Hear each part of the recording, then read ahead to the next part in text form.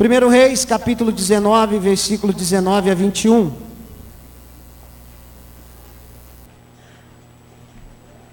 Primeiro Reis 19, do 19 a 21.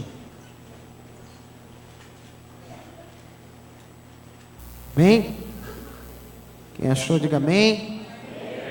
Diz assim: partiu, pois, Elias dali, e achou a Eliseu, filho de Safate, que andava lavrando com 12 juntas de bois, adiante dele, e ele estava com a 12ª. E Elias passou por ele e lançou a sua capa sobre ele. Então deixou ele os bois e correu após Elias, e disse: deixa-me beijar a meu pai e a minha mãe, e então te seguirei. E ele lhe disse: vai e volta, pois que te fiz eu? Voltou, pois deu seguir, e tomou a junta de bois e os matou, e com os aparelhos dos bois cozeu as carnes e a deu ao povo, e comeram. Então se levantou e seguiu a Elias e o servia. Amém? Sente, querido. Queridos, o tema do nosso congresso já vem desde o ano passado falando sobre profundidade. Então nós passamos um ano inteiro falando sobre profundidade. Profundidade no quê? Profundidade no relacionamento com Deus, profundidade na intimidade com Deus. Não existe vida cristã sem profundidade e intimidade com Deus. Ah, pastor, mas eu conheço muita gente que é crente, mas não tem profundidade, não tem intimidade com Deus. Acredito, porque no Evangelho de Mateus, no capítulo 7, versículo 22, existe um texto que eu não quero que se cumpra na minha vida. Se tem um texto que eu não quero que se cumpra na minha vida, é esse. Mateus 7, 22. Quem sabe o que está escrito? Poucas mãos se levantaram. Diga comigo: misericórdia. Tem que ler mais a Bíblia, irmão. O que está escrito lá? Que muitos vão chegar naquele dia diante de Deus e vão dizer: Senhor, mas em teu nome expulsei demônio, em teu nome eu fiz maravilhas. E a Bíblia diz que vai ouvir da boca de Deus: não te conheço. Quem é você? Aparta-te de mim, você que praticou iniquidade. Então, se tem um texto que eu não quero que se cumpra na minha vida, é esse. Então, esse é o resultado, queridos, infelizmente, para aquele que não tem vida com Deus, para aquele que não tem profundidade no relacionamento com Deus. Ele vai viver uma vida aqui cristã meia boca, ele vai fazer que é crente ou que não é, mas vai chegar no final, o resultado disso tudo vai ser um final ruim, e não é isso que nós queremos. Então nós trabalhamos um ano inteiro falando sobre profundidade, e eu creio que deu resultado nas nossas vidas, amém? Eu creio que está dando resultado nas nossas igrejas, nas nossas jubraques. Uma prova disso foi o que eu falei no início. Eu vi nos grupos de WhatsApp o pessoal fazendo jejum, orando pelo congresso, buscando a Deus. Então isso é fruto do quê? De pessoas que estão cada dia mais aprofundando o seu relacionamento com Deus. E é isso que nós queremos. E para esse ano nós acrescemos no tema profundidade o tema despertando o dom que há em ti. Amém? Diga comigo: despertando o dom que há em ti. Amém? E nós trabalhamos também durante esse ano esse tema, porque tem surgido uma preocupação no meio da diretoria da convenção, no meio dos pastores do estado, e eu creio que do Brasil, que cada dia mais parece que os jovens estão perdendo aquela chama, aquele desejo por fazer algo mais para Deus, para se tornar um líder, para se tornar um pastor, para se tornar um obreiro. Parece que os jovens, eles não têm sido despertados para isso. Eu me lembro quando eu era criança, faz tempo, nós brincava de culto. Quem aqui já brincou de culto? Levanta a mão. Ó, tem uma galera boa aí. Nós brincava de culto. Aí um queria ser pastor, outro queria ser ali o que ia tocar e tal. E era aquele negócio, era um ambiente legal, porque criava na mente da criança aquele desejo. Ainda que muitos depois, acabavam não seguindo, não entrando no ministério, mas havia essa chama, amém? E parece que hoje não. Então Deus tem colocado no nosso coração esse tema, despertar o dom de Deus em você, despertar o chamado de Deus para a tua vida, que você entenda qual é o teu propósito. Você tem um propósito, amém?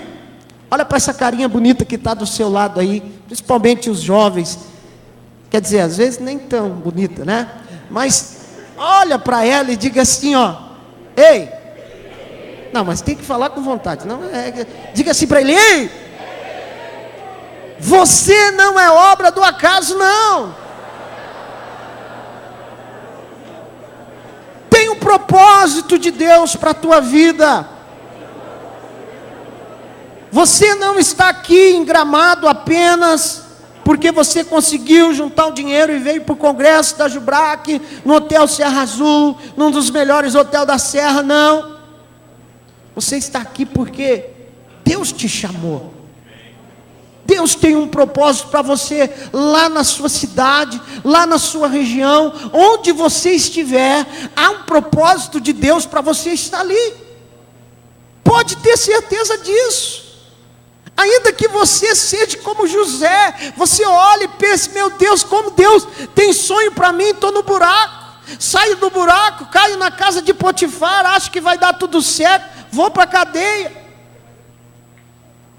Mas vai chegar um dia que o Senhor vai revelar o propósito dele para você.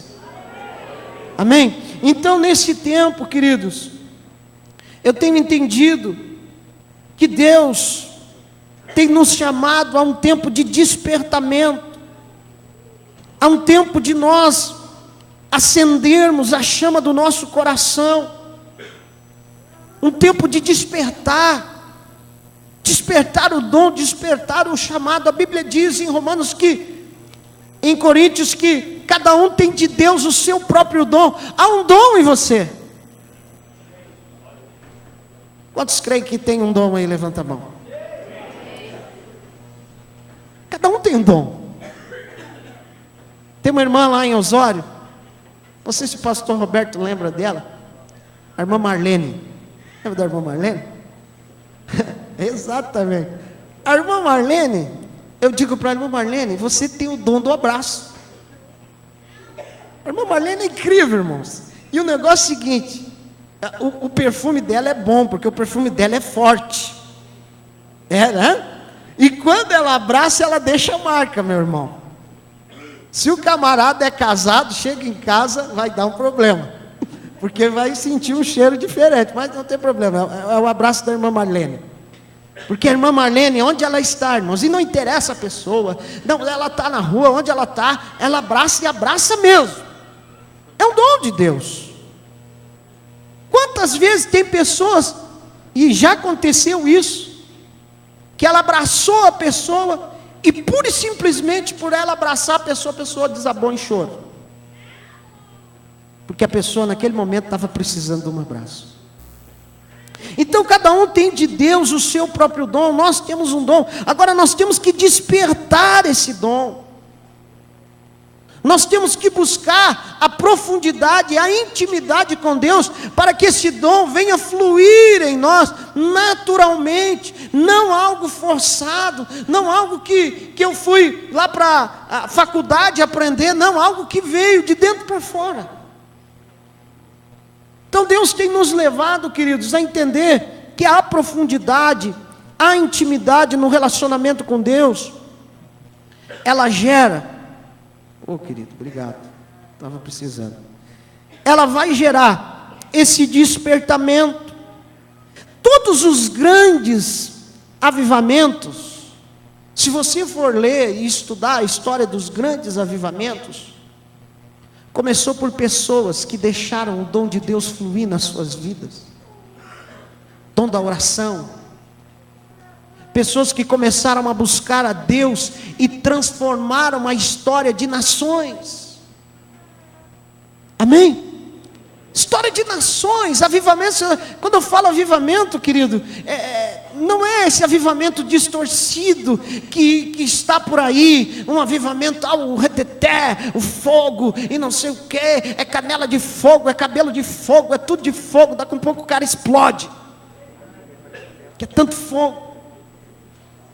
O avivamento, os maiores avivamentos, queridos, se deram em porões. Quando a igreja começou a orar, começou a buscar, e a nação começou a mudar, a imoralidade começou a cair, o pecado começou a cair, a criminalidade começou a cair, porque o povo de Deus começou a ser despertado. Nós estamos vivendo num momento terrível e perigoso do nosso país. Sim ou não? Perigosíssimo. E muitas vezes eu vejo crentes se envolvendo em discussões políticas entre A, B, C, esquerda, direita, e esquece que o que ele deve fazer é dobrar o seu joelho e orar e dizer: Senhor, tem misericórdia da nossa nação, Senhor, tem misericórdia do nosso país, ajuda, Senhor. É para isso que Deus está nos chamando, amados. O avivamento verdadeiro traz mudança. O avivamento verdadeiro traz conversão, mudança de rumos. E nós sabemos, querido, que a apostasia, ela está chegando, ela tem chegado, infelizmente. Muitos têm esfriado. Sim ou não? Infelizmente, em muitos lugares, algumas igrejas, alguém dá um glória a Deus no culto.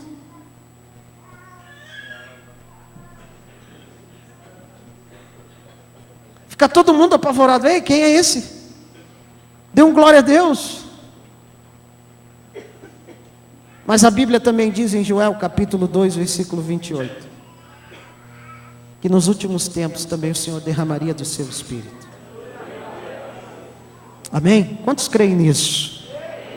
E eu creio que você, querido, eu creio que você, jovem da Jubrac, você é essa geração que vai viver esse derramar do Espírito.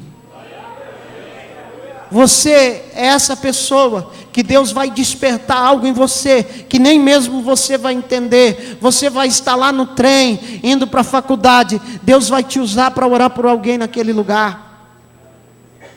É esse avivamento que eu estou falando, é esse despertamento que Deus quer trazer para nós. É para isso que Deus está nos chamando. Agora, para que isso aconteça, nós precisamos observar a palavra de Deus, precisamos estar dispostos para tudo aquilo que Deus vai fazer. É muito bom nós virmos para um congresso da Jubrac, ficarmos 3 dias aqui, se enchendo, buscando o poder de Deus, chorando, pulando, glorificando ao Senhor. Mas se chegar na segunda-feira, e eu e você não colocar nada disso em prática, perdemos tempo. Você está me entendendo? Amém? Está entendendo aí da glória a Deus? E eu quero ver com você. De repente você está preocupado, pastor, você falou e não chegou no texto ainda. É que nós temos tempo, amém? O pastor me deu até as 10 horas hoje. Aleluia, amém. Não, brincadeira, não é tanto assim. Mas nós vamos observar, queridos, algumas coisas no chamado de Eliseu. Eu gosto muito do chamado de Eliseu. Me chama muito a atenção. Porque Eliseu é chamado por Deus num tempo de dificuldade. Num tempo em que a nação de Israel estava praticamente toda corrompida. Quando o Senhor disse para Elias: Elias, fica tranquilo, eu reservei 7.000. Aí você pensa, 7.000? Mas o que é 7.000 em relação a 2, 3 milhões de pessoas? É muito? É pouco.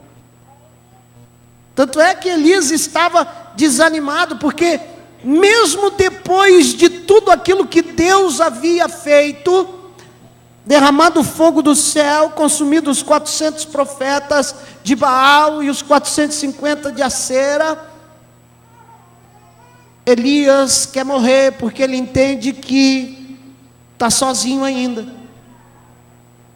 Ele vai fugir de Jezabel, mas ele entende que está sozinho e precisa o Senhor o chamar. Então, quando Deus chama Eliseu, a nação de Israel está vivendo esse tempo de apostasia, esse tempo de cultuar outro Deus. E se tem uma coisa que Deus deixava sempre bem claro no Velho Testamento, era: olha, não adorem outros deuses.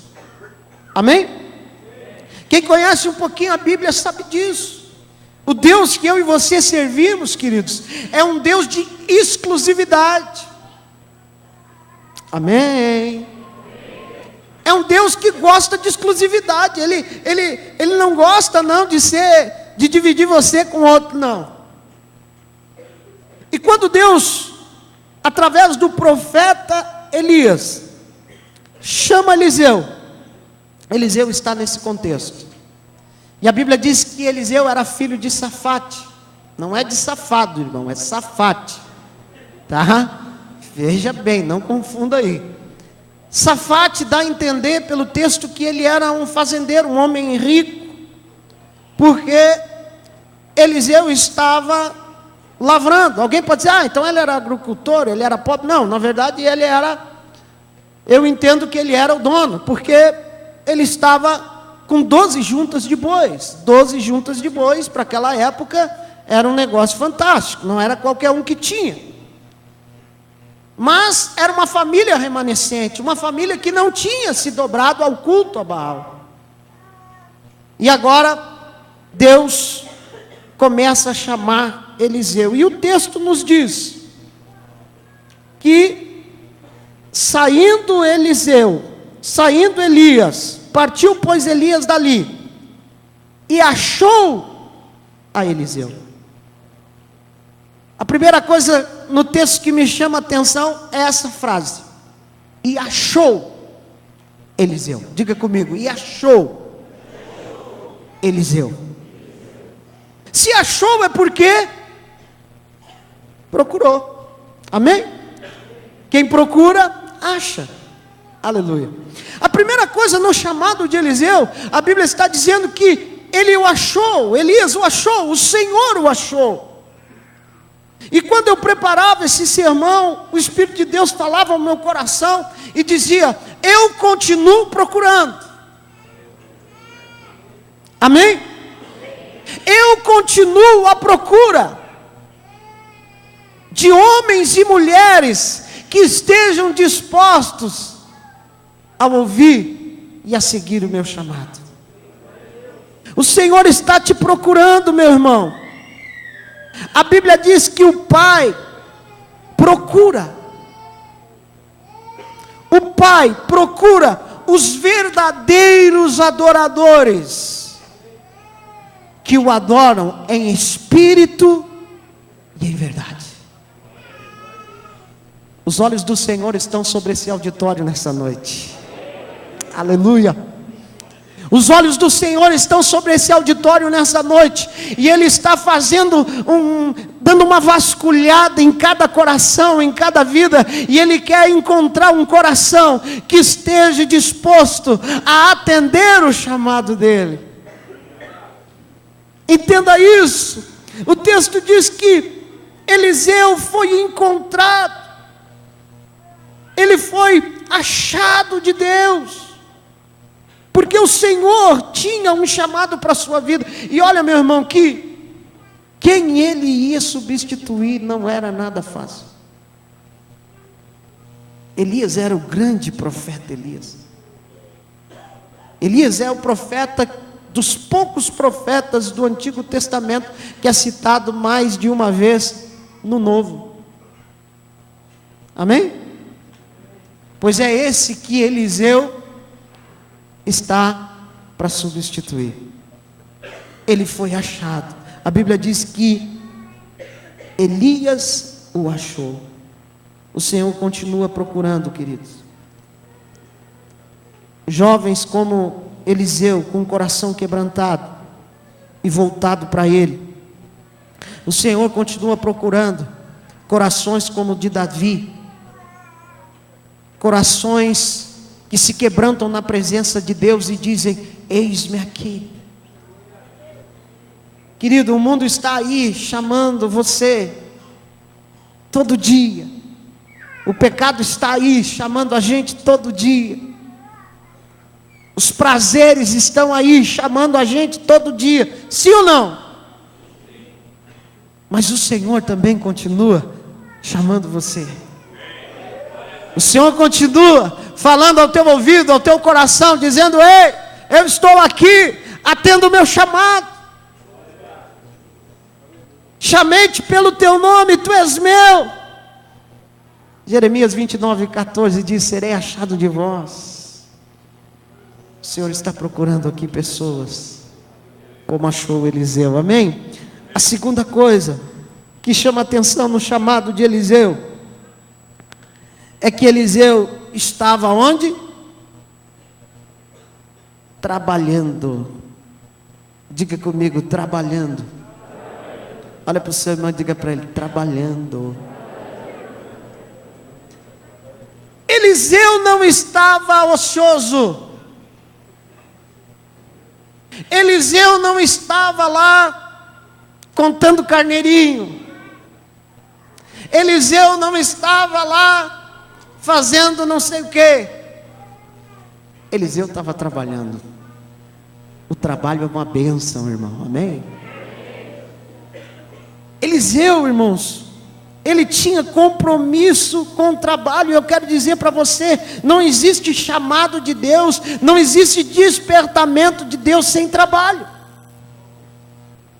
Infelizmente, nós vivemos num tempo, queridos, que muitos têm falhado nisso. Infelizmente, nós vivemos num tempo de uma geração que alguns não gostam muito do trabalho. E quando eu falo trabalho, eu não estou falando trabalho apenas carteira assinada. Não, pastor, eu não fiz 18 anos ainda, eu não posso assinar minha carteira. Ah, não, é com 16 agora, né? Nem sei como é que está a lei trabalhista. Mas no meu tempo era com 14. Com 14 podia assinar a carteira, né? Agora inventaram uma lei que 14 não pode assinar carteira, porque é trabalho, vai judiar das crianças. Eu não sou a favor do trabalho infantil, não. Mas o trabalho é uma bênção. Amém? Eu, desde os meus 10 anos de idade, eu trabalho. Vendia pastel, vendia bolo. Às vezes deu algum prejuízo para minha mãe, comi mais do que vendi, né? Mas isso faz parte. Isso faz parte, né? Quando você é criança, né? Mas Eliseu estava trabalhando e: pastor, mas o que isso tem a ver com o chamado? Seja comprometido com o trabalho, querido. Com trabalho na igreja, com trabalho na sua casa. Seja comprometido. Como é que você quer fazer alguma coisa para Deus se você não tem capacidade, se você não consegue fazer o mínimo? Eu vi um videozinho esses tempos no Facebook, um camarada não sei se é da Marinha Americana, ou tenente, falando com os formandos lá, e ele começa o discurso dele dizendo assim: comece trabalhando comece arrumando a sua cama, porque sempre que o dia terminar, ela vai estar lá prontinha, arrumada, esperando você. Comece arrumando a sua cama, é um trabalho, amém? Então seja comprometido com o trabalho. Provérbios 10, 4 diz assim: o que trabalha com a mão displicente empobrece, mas a mão dos diligentes prospera. Você entendeu? Amém? Se você trabalha bem, se você faz bem feito, se você dá o seu melhor naquilo que você faz. Existe outro texto que agora eu não me lembro onde está escrito, mas se eu não me engano é Provérbios ou Eclesiastes, que diz que todo perito em sua obra perante rei será levado. Você já viu funcionário bom ficar desempregado? Sim ou não? Pergunta aí para o seu irmão, já viu? Já viu pedreiro bom está sem serviço? Hã? É raro. Pode até acontecer num momento de crise, mas é raro. Sim ou não? O cara está sempre bombando. Que um fala para o outro, outro fala para um. Ó, não, pode dar o serviço para o cara que ele é bom. Então faça bem feito, querido. Faça o seu melhor. Trabalhe.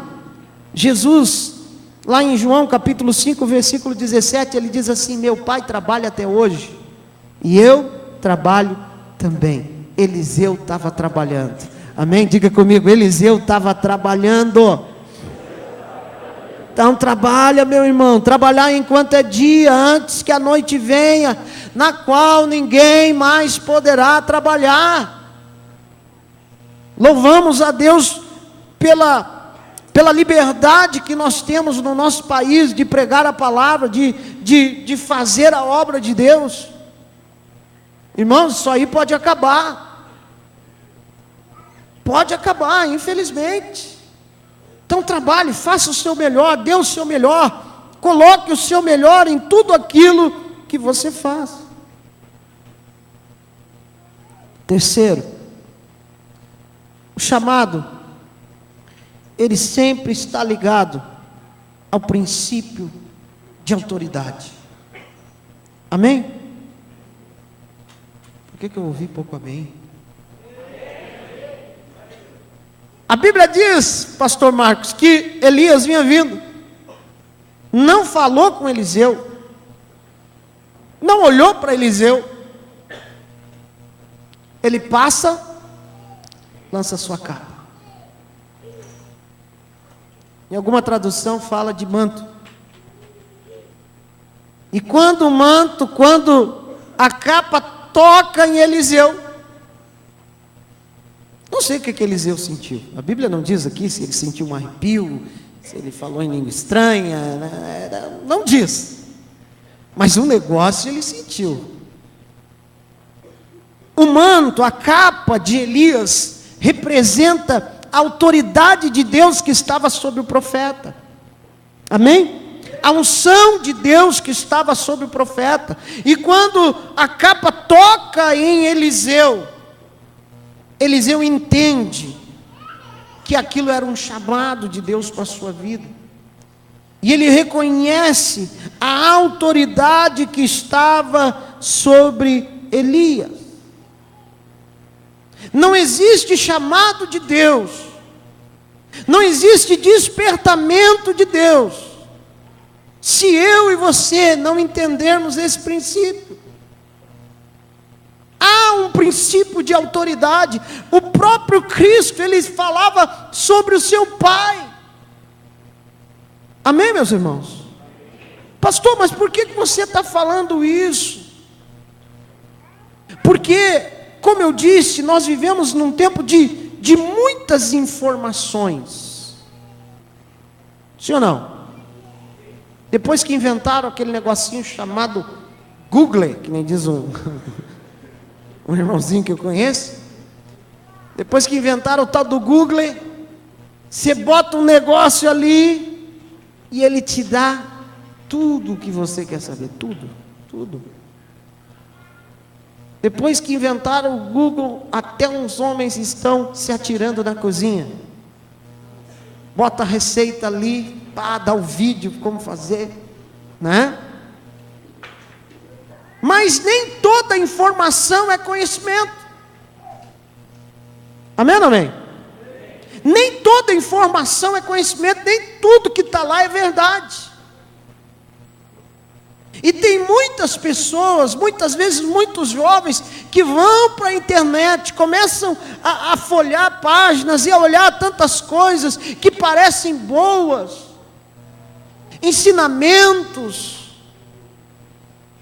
que nada tem a ver com o ensinamento que ele recebe do seu líder, da sua igreja, na qual ele congrega. E isso acaba quebrando o princípio da autoridade. Eu não estou dizendo que outras igrejas não são abençoadas. Tem muita igreja abençoada. Amém ou não amém? Mas olha para o seu irmão e pergunta para ele: qual igreja você é? O PPC. Brasil para Cristo. Amém? O irmão Nasme lá em Osório, ele diz assim: eu sou Brasil para Cristo até debaixo d'água. Pastor, mas está adorando a placa? Não, nós estamos adorando a Deus. Nós não adoramos a placa denominacional, nós adoramos ao Senhor. Agora, o Senhor nos chamou nessa igreja. Amém. Então você precisa entender, querido, que o princípio de autoridade precisa ser seguido. Eliseu entendeu isso. Ele recebe o toque da capa de Elias e ele se submete agora a Elias. Ele não perguntou, ele não questionou, ele não disse quanto é que eu vou ganhar, ele não disse o que eu vou fazer, para onde eu vou, com quem eu vou. Ele disse: olha, estou indo.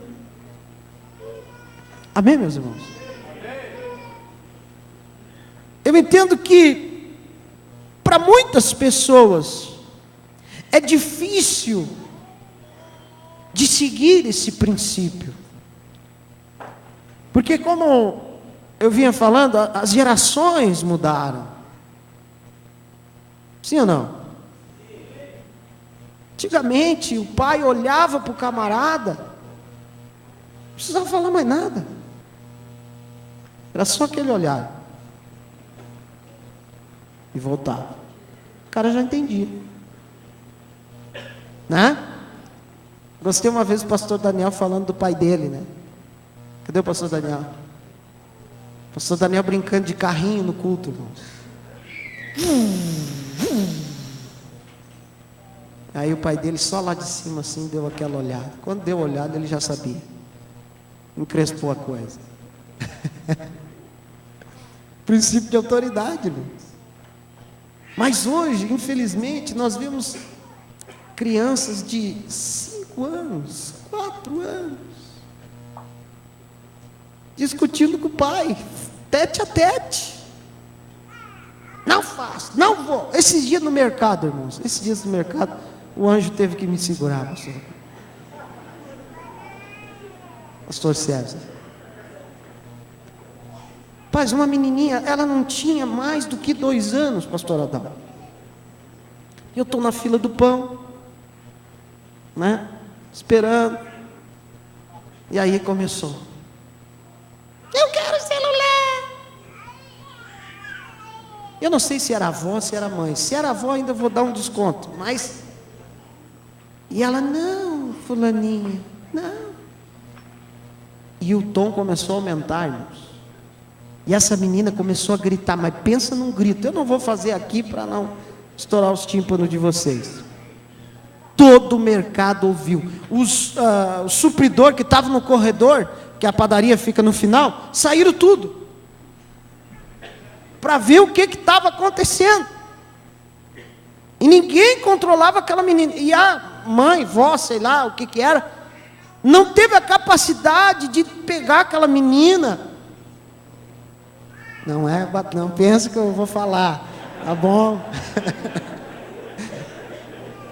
de levar para fora do mercado, né? Botar de castigo, fazer alguma coisa assim. Mas por que isso, irmãos? Porque se perdeu completamente. E infelizmente isso tem se infiltrado no meio da igreja. Por que eu estou falando isso para jovens? Para que você possa cumprir o chamado de Deus na tua vida integralmente, e que você não sofra danos por certos tipos de atitudes. Não, mas entenda o princípio de autoridade. Eliseu entendeu, e olha o que aconteceu com Eliseu. O ministério de Eliseu, eu não vou dizer que foi maior do que Elias, tanto é que ele pediu: eu quero porção dobrada do que está sobre ti e sobre mim. E o que acontece? A Bíblia diz que depois, os ossos de Eliseu, o cara não estava nem vivo mais. Caiu um soldado lá que tinha morrido numa batalha, foram enterrar ele, tocou nos ossos de Eliseu, bum, ressuscitou. Amém, irmãos? Se tem uma coisa que Deus abomina, é essa quebra. A Bíblia diz que o reino de Saul foi rejeitado. Alguns acham que foi ali quando ele não matou os amalequitas, né? Trouxe o rei. Ali foi só uma sequência. Saul chega lá, Samuel demora um pouco para chegar, ele vê o povo indo embora, ele diz: vou sacrificar. Vou sacrificar a Deus aqui, eu sou rei. E ele começa. Quando Samuel chega: que tu fez, seu maluco? Não, é que tu demorou, tu se atrasou, o povo estava indo embora e tal. Samuel olha para ele e diz: tu perdesses a oportunidade do teu reino ser perpetuado. Por quê? O que ele quebrou? Princípio de autoridade. Então, querido, não entra nessa. E quando eu falo princípio de autoridade, veja bem, entenda o que eu estou falando. Tudo tem o seu equilíbrio. A gente sabe que do outro lado também acontece muitas vezes exageros. Pastores que acabam quebrando esse princípio de autoridade inversamente, abusando da autoridade. Isso também não pode acontecer. Pedro diz: não seja como que dominador do rebanho. Amém? Então, siga o princípio de autoridade. Agora, tem muita gente seguindo alguns líderes que estão enganando também nesse sentido. Então nós precisamos ter cuidado, ter o equilíbrio. Seja, querido, tenha esse princípio bem estabelecido na tua vida. Não quebre o princípio de autoridade. Pastor, mas eu acho sim que eu estou sabendo mais que o meu pastor. Eu estudei, agora fiz teologia, psicologia, estou fazendo uma pós-graduação em Harvard, estou indo para um doutorado em Oxford. O que é isso? Amém, Deus te abençoe. Mas no teu tempo, quando Deus te levantar, amém? Enquanto você tiver com uma cobertura espiritual sobre a tua vida, vá em frente. Amém? Continue seguindo. Davi teve várias oportunidades de matar Saul. Sim ou não? O Senhor já tinha até rejeitado Saul. E alguém disse: Deus te entregou ele na tua mão. O que tu vai fazer? Não. Não é comigo. Eu não vou tocar nele. É com Deus. Amém, meu irmão? Então, o chamado está ligado ao princípio de autoridade. Quarto, O chamado está ligado também ao princípio da honra.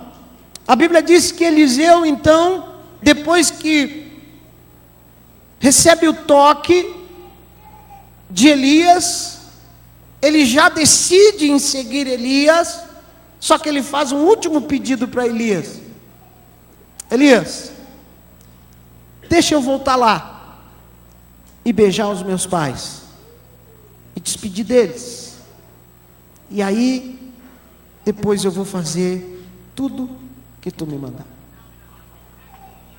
E assim ele fez. Eliseu entendia o princípio da honra. Ele sabia o que a palavra dizia em Êxodo 20:12: honra o teu pai e a tua mãe, para que sejam prolongados os teus dias sobre a face da terra. Princípio de honra. Honrar pai e mãe, pastor, faz parte. Quem honra pai e mãe é abençoado, irmão. Você sabia disso? Quem honra pai e mãe tem vida longa. Paulo ratifica isso em Efésios 6:1. Ele diz: honra teu pai e tua mãe, para que te vá bem e sejam prolongados os teus dias sobre a face da terra. Princípio de honra. E por que eu estou falando isso aqui? Eu li uma estatística outro dia que dizia que não sei quantos por cento, agora eu não vou lembrar o percentual, se eu falar eu vou estar inventando, mas era um percentual alto, que muitos dos jovens não estão chegando aos 19 anos, e não é só do crime, não é só pessoas ligadas ao tráfico, com antecedentes criminais, não, um grande percentual dos jovens estão morrendo muito cedo, acidentes, suicídio e tantas outras coisas que está englobado nesse meio. E eu entendo que isso tem a ver com essa palavra.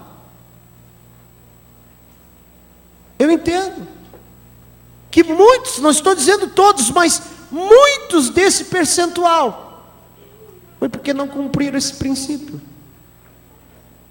de honrar pai e mãe. Ah, pastor, mas eu sou crente. Glória a Deus por isso.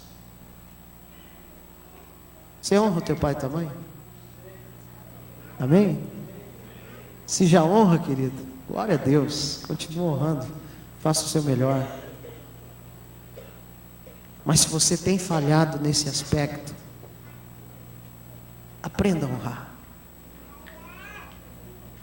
Entenda o princípio da honra. Honra o seu pai, sua mãe, dê honra a ele. Chega lá, dá um abraço nele, dá um beijo nele. E deixa eu dizer para você, querido, fala aqui alguém que perdeu a mãe muito cedo. Com 47 anos de idade ela partiu para estar com o Senhor. Eu tinha 16. Estava dirigindo o meu primeiro culto. Nunca me esqueço. Quando o pai entrou na porta da igreja e aí ele fez o sinal, eu soube que a minha mãe tinha falecido. Mas eu louvo a Deus porque sempre que eu pude eu honrei a minha mãe. E agora em 2014 meu pai partiu para estar com o Senhor. E eu louvei a Deus porque ele pôde ver a minha consagração, pastor Roberto. E ele aqui em 2013, setembro de 2013, ele aqui nesse auditório, ele era de uma outra denominação. Mas eu acho que ele era a pessoa mais feliz aqui. Porque ele viu uma promessa de Deus se cumprir na minha vida.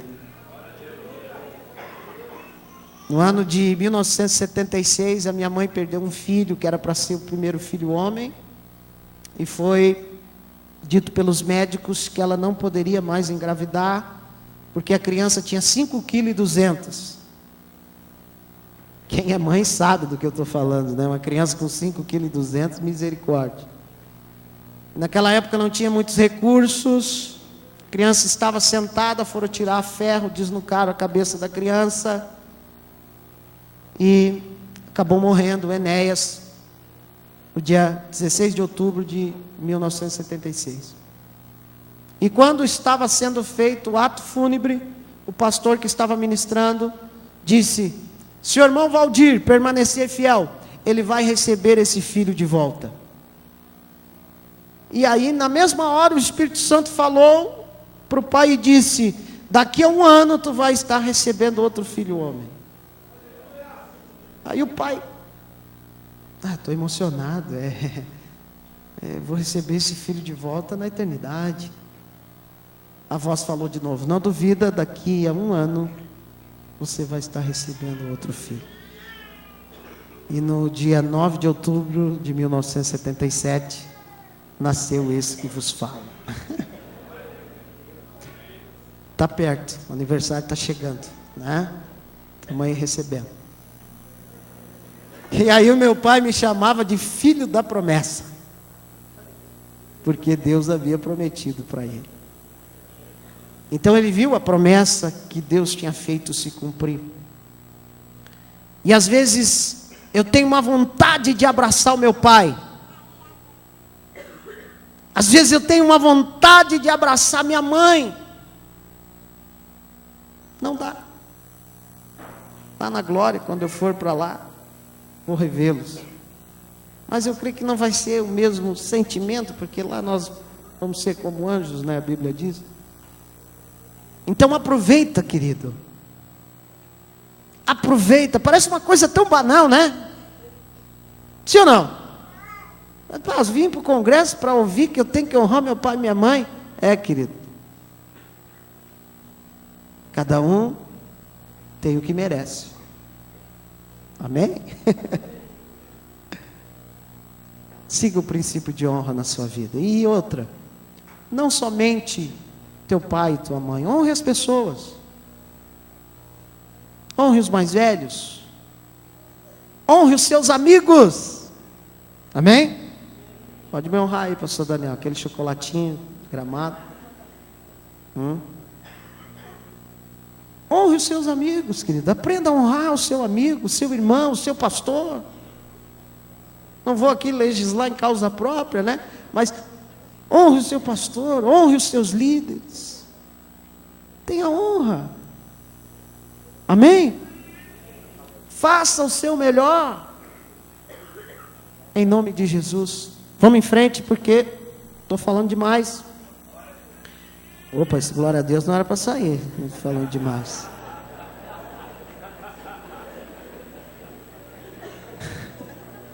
A gente dá uma cordinha, olha só o que acontece, pessoal. Viu só? A desatenção, né? A desatenção. Quinto, queridos, já estamos partindo para o final. O chamado exige desapego e exige um corte com o vínculo do seu passado. A Bíblia diz que Eliseu agora vai seguir. Ele pede autorização para ir beijar os seus pais. Ele pega os bois, que eu falei, era caro. Pega os aparelhos também e faz um fogo. Eu entendo que Eliseu era meio gaúcho, era meio gaudério. Foi lá e fez uma churrascada. Queimou a lenha, queimou os aparelhos. Cozeu a carne. Porque ele sabia que aquilo que estava ali podia fazer ele voltar atrás. Aquilo estava ligado ao seu coração. Provavelmente Eliseu gostava muito do que ele fazia. Ele poderia apenas ter deixado o arado, alugado, sei lá, né? Como é que se diz que quando faz com campo assim? Arrendamento. Ele podia ter arrendado lá os seus aparelhos, os seus bois para algum outro lavrador e ia receber um recurso todo mês. Mas ele foi lá e cortou. Queimou tudo. Meu negócio agora é outro. Aleluia. O Senhor me chamou e eu estou indo. Amém, querido? Não existe chamado, não existe despertamento se você e eu não cortarmos o vínculo com aquilo que nos prende. Se tem alguma coisa que te prende, meu irmão, corta. Nós estamos ministrando já alguns domingos sobre o Sermão do Monte. E lá pelo versículo 26, 27, se não me falha a memória, o Senhor Jesus diz assim: se o teu olho te impede de entrar no céu, arranca. Jesus era radical, diga para o seu irmão aí, Jesus era radical. Jesus estava fazendo apologia à automutilação? Não, claro que não. Jesus estava dizendo: tem alguma coisa que te atrapalha de me servir, de me seguir, de atender o meu chamado? Corta. Lança fora. Desapego. Eliseu desapegou. Tá bom, eu tenho aqui um bom emprego, eu tenho tudo aqui na mão, mas eu estou largando. Eu estou dinamitando a ponte, para não ter como voltar atrás. Você está entendendo, meu querido? Amém? Para não ter como voltar atrás. Jesus em Lucas capítulo 9, versículo 62, diz: ninguém que lança a mão do arado e olha para trás, é apto para o reino de Deus. O Senhor te chamou, querido, não tem mais volta. Amém? Diga aí, ó, o Senhor te chamou, não tem mais volta. Pastor, mas às vezes dá vontade. Como já dizia minha mãezinha, vontade é uma coisa que dá e passa. Amém? Você já teve vontade de desistir, pastor? Já tive. Pastor Roberto, já tive. Me deu até saudade daquela moto da Fruc. A pressão estava tão grande, mas daqui a pouco o Espírito Santo vem e fala ao nosso coração: eu não te chamei para você voltar atrás. Amém? E eu sei que tem jovens aqui que o Espírito Santo está falando ao teu coração: o Senhor já te chamou uma vez, o Senhor já falou com você, e você arrefeceu, mas o Senhor está te chamando novamente, e está te dizendo: eu tenho algo para a tua vida. Desapega. Diga comigo: desapega. Aleluia. Nós não somos o LX, mas desapega, querido. Amém? Aleluia. Eliseu entendeu esse negócio, ele desapegou, queimou tudo, fez churrasco. Sexto, Eliseu demonstrou um grande sentimento de altruísmo. Ele queimou, fez o churrasco, e a Bíblia diz o que ele fez: chamou todo mundo. Vamos se alegrar comigo, vamos comer essa carne, porque eu estou saindo para fazer uma grande obra. E eu creio que ali Eliseu já fez um culto evangelístico ali, porque ali todo mundo ficou sabendo o que ele ia fazer. Certamente ele ouviu algumas coisas: tu vai largar o certo pelo duvidoso? Como é que vai viver agora? Mas Eliseu estava firme. Ele foi altruísta. Amém?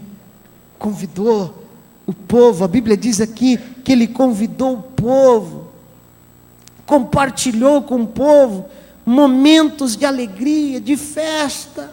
Ele não guardou só para ele, ele compartilhou. Deixa eu dizer uma coisa para você, querido: aprenda a compartilhar.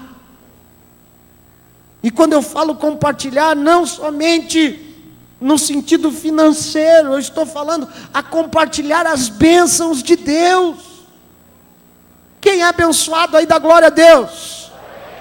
Aleluia. E deixa eu dizer para você o que você tem feito com as bênçãos que Deus tem te dado? Você tem compartilhado? Você tem falado para as pessoas o quanto Jesus é bom, o quanto Jesus tem abençoado a tua casa, a tua família, teu casamento? Amém? Aprenda a compartilhar, seja uma pessoa que compartilhe as bênçãos de Deus. Compartilhar alegria. A Bíblia diz que a alegria do Senhor é a nossa força. Amém? A alegria do Senhor é a nossa força. Aprenda a compartilhar essa alegria. Eliseu teve o seu momento de compartilhamento com todos aqueles que estavam à sua volta. Para encerrar, último ponto do chamado de Eliseu. Está lá no final do texto. Diz assim: então se levantou e seguiu a Elias, e o servia. Olha para o seu irmão e diga assim para ele: e o servia. Ah, pastor, está chato hoje, já mandou falar 300 vezes, não aguento mais. Mas é que assim você não dorme, né? Você está sempre ativo. Não existe chamado e despertamento de Deus se não houver um coração disposto a servir. Amém? A Bíblia diz aqui que Eliseu começa a seguir Elias, não como protagonista, não como profeta. Eliseu começa a seguir Elias como seu moço, aquele que deita água nas suas mãos, aquele que faz a comida, sei lá, aquele que estava ali para auxiliar, para servir. Tenha um coração de servo, querido. Amém? O maior título de um cristão não é pastor, apóstolo, bispo. E agora estou inventando mais uns, né? Patriarca. Acho que já tem semideus, não tem? Hã? A pai. Tem aí um monte. Só que o maior título que eu e você temos que ter é de servo. Aleluia. Seja servo, meu irmão. Tenha um coração disposto a servir. Eliseu, ele se levantou agora como servo de Elias. Ele sabia aonde ele queria chegar, mas ele sabia que para ele chegar onde Deus queria que ele chegasse, ele precisava ser servo. Sabe por quê? Porque o próprio Salvador Jesus, o meu e o teu Salvador, a Bíblia diz em Filipenses, capítulo 2, 5, ele diz assim: eu quero que haja em vocês o mesmo sentimento que houve em Cristo Jesus, que mesmo sendo Deus, não usurpou, não se aproveitou, porque ele era Deus, mas ele se fez o quê? Servo. Diga comigo, ele se fez servo. E às vezes nós queremos ser melhor que Jesus, não queremos ser servo. Nós vivemos numa sociedade que quer ser servida, né? É, não é? Amém? A gente quer ser servido, e é bom ser servido, né? Aí a gente vai lá comer na churrascaria, o cara demorou 5 minutos para passar a picanha, não volto mais aqui. Servo, espera um pouquinho, vai chegar. Amém, meu irmão? Seja servo. Eliseu tinha esse entendimento que ele precisava servir, e por isso ele chegou onde chegou, porção dobrada, que estava sobre Elias veio sobre Eliseu. Eu quero convidar o meu amigo tecladista a passar aqui. Ele foi bom comigo, né? E eu quero convidar você nessa noite a estar de pé. Não é pelo muito falar que nós seremos ouvidos. Eu falei aquilo que Deus colocou no meu coração. Amém? E se eu falar mais, eu posso estragar. Mas eu orei algumas semanas por essa mensagem. Eu, na verdade, concluí ela ontem. Porque eu estava falando para Deus: Deus, eu quero falar algo que está no teu coração. Porque eu não sei, alguns pastores até podem pensar assim: para mim, eu já prego há tanto tempo. Mas vocês não sabem como é difícil estar aqui em cima, queridos. Há um peso sobre nós. Porque se eu aumentar ou diminuir um tio, eu corro algum risco. E eu preciso falar aquilo que Deus quer que você escute, não o que eu quero falar. E pode ter certeza que eu busquei a Deus e Deus colocou essa palavra no meu coração. E eu tenho certeza que o Espírito Santo falou a corações aqui nessa noite. O chamado de Eliseu foi o chamado de Eliseu. Amém? O seu chamado não tem que ser igual. O chamado do pastor Marcos provavelmente não tem nada a ver com o meu. Deus tem a sua multiforme graça. Ele age quando Ele quer, como Ele quer, do jeito que Ele quer. Não é a gente que faz. E eu quero, essa noite, eu quero orar por você, querido. Eu quero orar por você. Nós não temos muito espaço aqui na frente, mas à medida que o espaço aqui na frente for enchendo, vai ficando no corredor. E eu sei que nós estamos no início desse congresso, pastor Roberto. Quem sabe nós tínhamos que deixar isso para fazer no final, mas eu decidi fazer hoje. Eu quero convidar alguns pastores para estar aqui na frente. Amém? E esses pastores vão estar orando por você. Você que está sendo despertado, você que está sendo chamado por Deus para alguma coisa na tua vida, vem aqui na frente. Nós vamos orar por você e você vai receber uma oração de homens de Deus que um dia foram chamados pelo Senhor. Amém?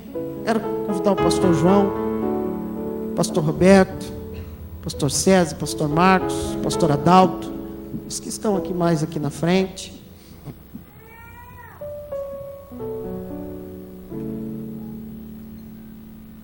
Pastor Pedro, ali, pastor Laurinho.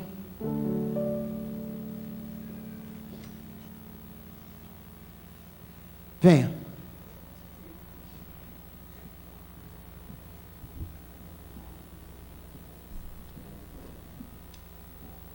Enquanto nós cantamos uma canção, não perca tempo. Venha receber essa oração. Venha.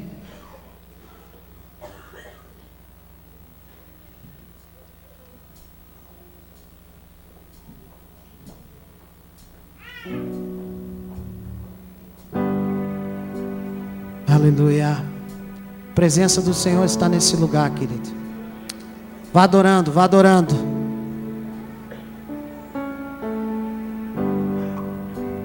A atmosfera já mudou.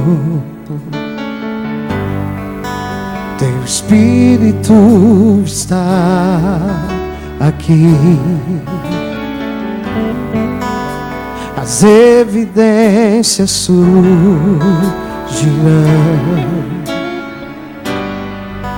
Teu Espírito está aqui. A atmosfera já mudou. A atmosfera já mudou. Teu Espírito está aqui. As evidências surgirão.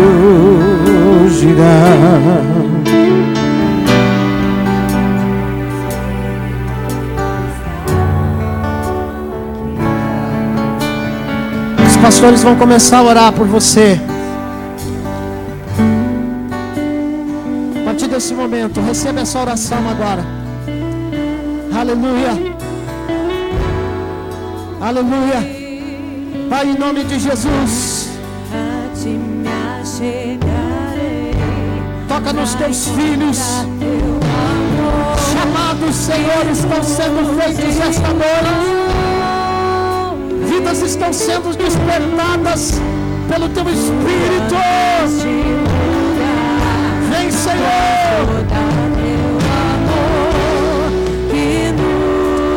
Aleluia. Em nome de Jesus. Em nome do Senhor. Pra encontrar teu amor que nos envolve. Receba de Deus. Receba o chamado de Deus.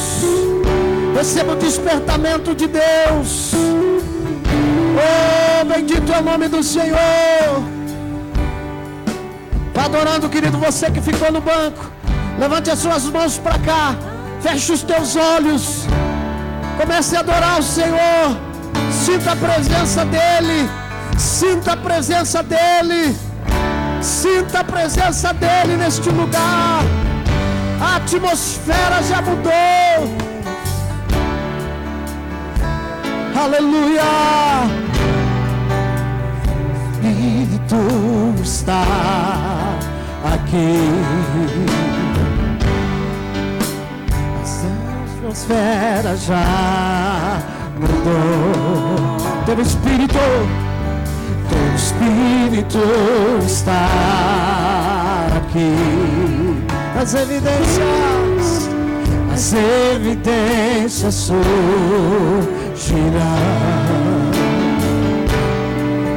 O Espírito está aqui.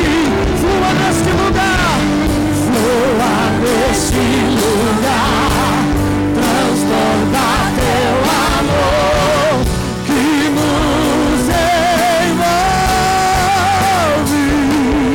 A ti me achegarei pra encontrar teu amor que nos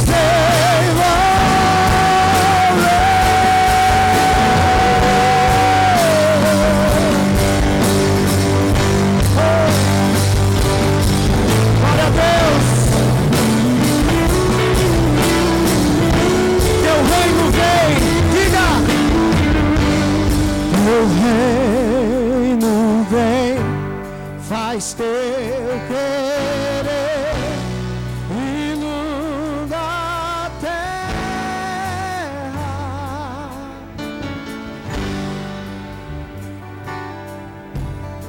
Aleluia. Deus.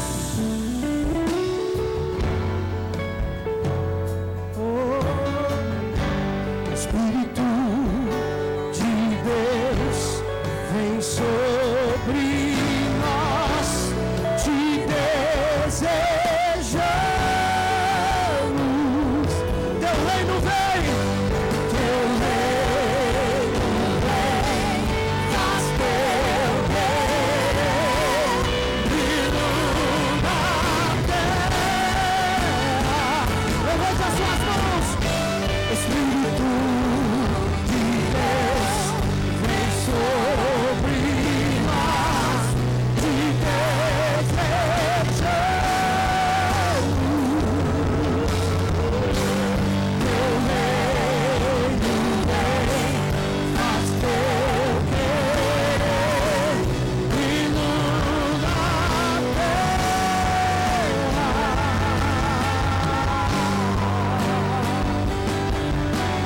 Aleluia. Glória a Deus.